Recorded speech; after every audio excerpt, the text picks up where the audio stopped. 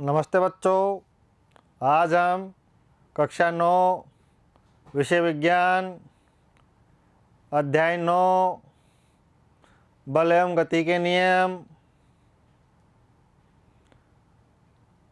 भाग 1 पढ़ेंगे। महेंद्र कुमार जैन, मेरे साथ अंजू रानी। पाठ का सार: वस्तु को खींचना, धकेलना या ठोकर लगाना, शारीरिक क्रिया पर बल की अवधारणा आधारित है। ये सभी क्रियाएं वस्तु को गति देने की युक्तियां हैं। हमारे द्वारा वस्तु पर किसी तरह का बल लगाने पर ही उनमें गति होती है। उदाहरण: धकेलने पर ट्रॉली लगाए गए बल की दिशा में गति करती है। दराज को खींचा जाता है। हॉकी स्टिक से गेंद को आगे की ओर ठोकर लगाते हैं। वस्तु की गति को तेज या धीमी कर दें या उसकी गति की दिशा बदलने के लिए बल का प्रयोग होता है। किसी बल के प्रयोग द्वारा वस्तु का आकार या आकृति भी बदली जा सकती है। उदाहरण: बल लगाने पर स्प्रिंग फैलती है।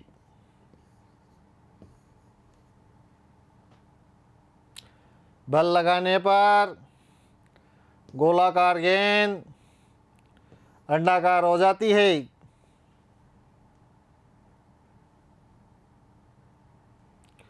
बल के प्रकार: संतुलित बल, असंतुलित बल।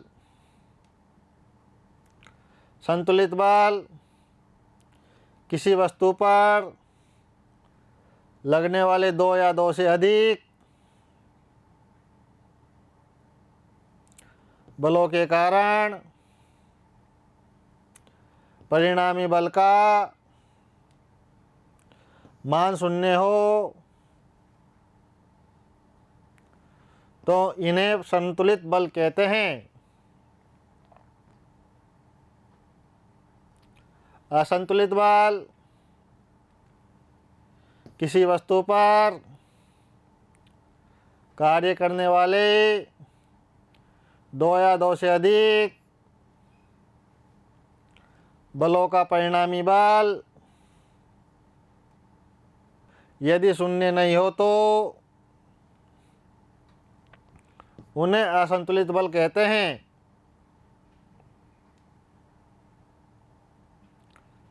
घर्षण बल वे बल जो किसी वस्तु की गति की दिशा के विपरीत दिशा में कार्य करता है। ये दो सतहों के बीच कार्य करता है। यह बल सदैव वस्तु की गति का प्रतिरोध करता है। घर्षण बल उन दो सतहों के चिकने या खुरदरेपन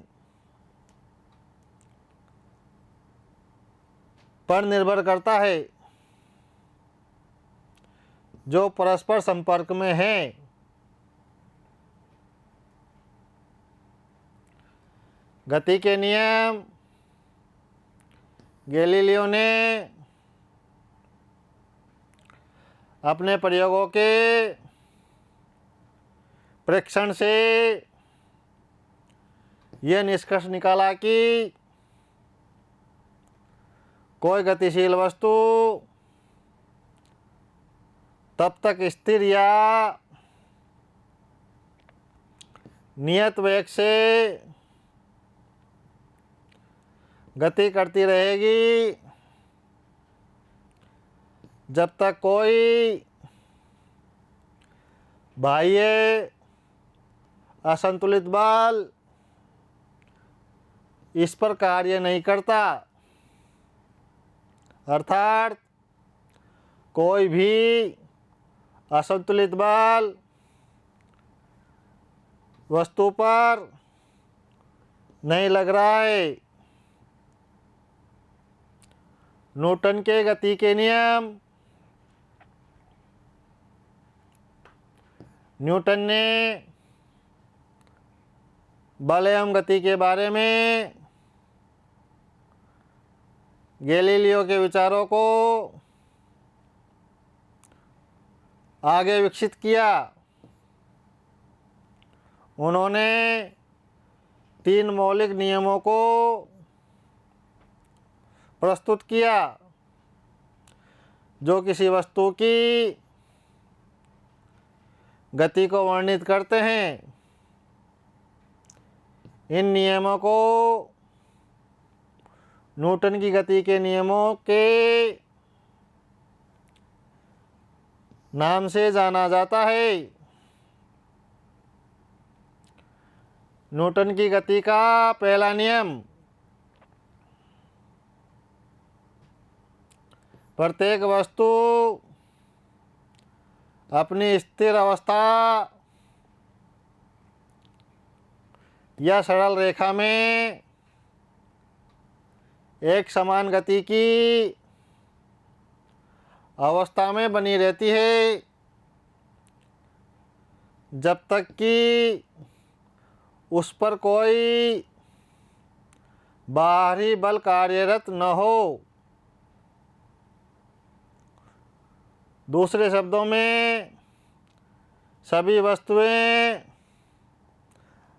अपनी गति की अवस्था में परिवर्तन का विरोध करती है। जड़त्व किसी वस्तु के विराम अवस्था में रहने या समान वेग से गतिशील रहने की प्रवृत्ति को जड़त्व कहते हैं। यही कारण है कि गति के पहले नियम को जड़त्व का नियम भी कहते हैं। द्रव्यमान किसी वस्तु में उपस्थित पदार्थ की मात्रा को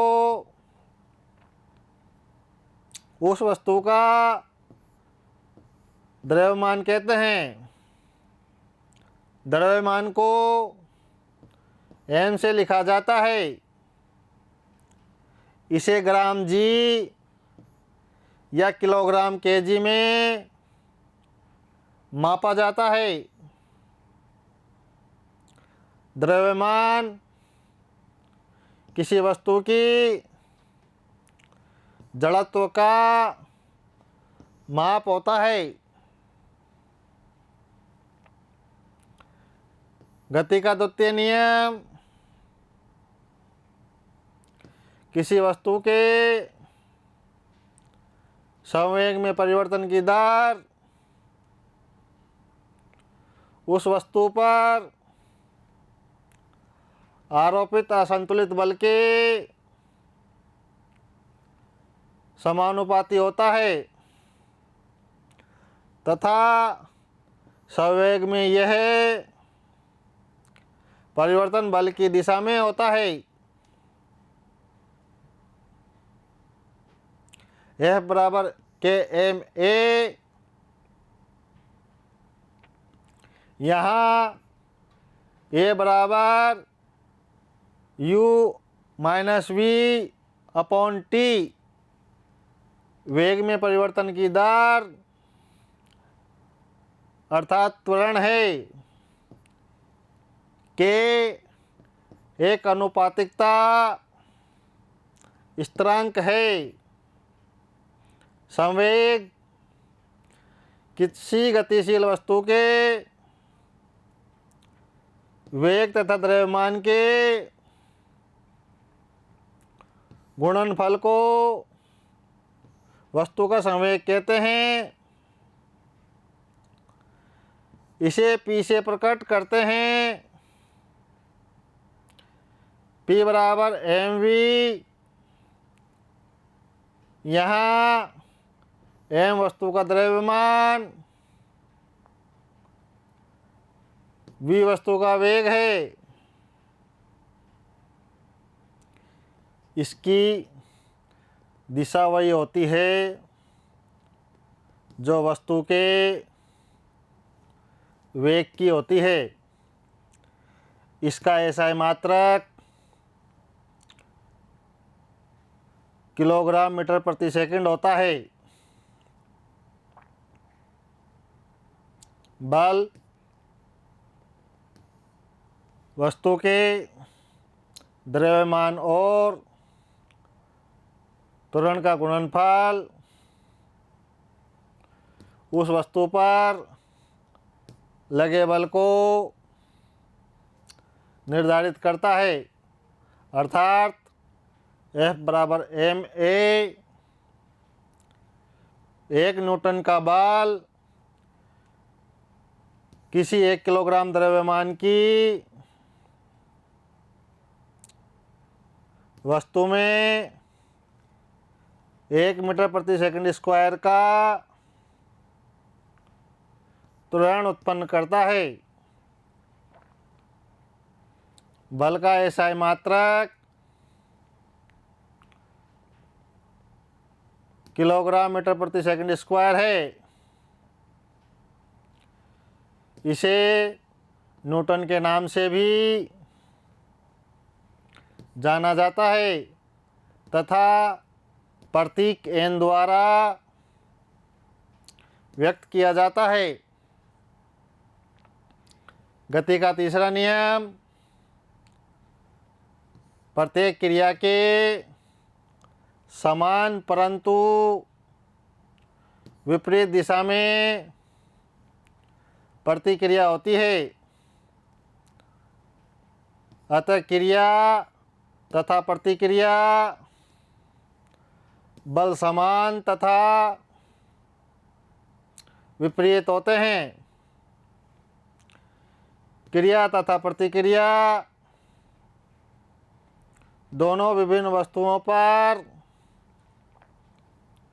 कार्य करती है। उदाहरण, गोली पर लगने वाला त्वरित बल तथा बंदूक का प्रतिक्षेपण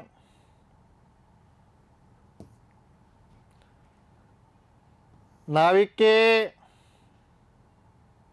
आगे की ओर कूदने की स्थिति में नाव पीछे की ओर गति करती है। संवेग संरक्षण का नियम दो वस्तुओं के संवेग का योग टकराने से पहले और टकराने के बाद बराबर रहता है जब तक कि उन पर कोई असंतुलित बल कार्य न कर रहा हो, इसे संवेग संरक्षण का नियम कहते हैं।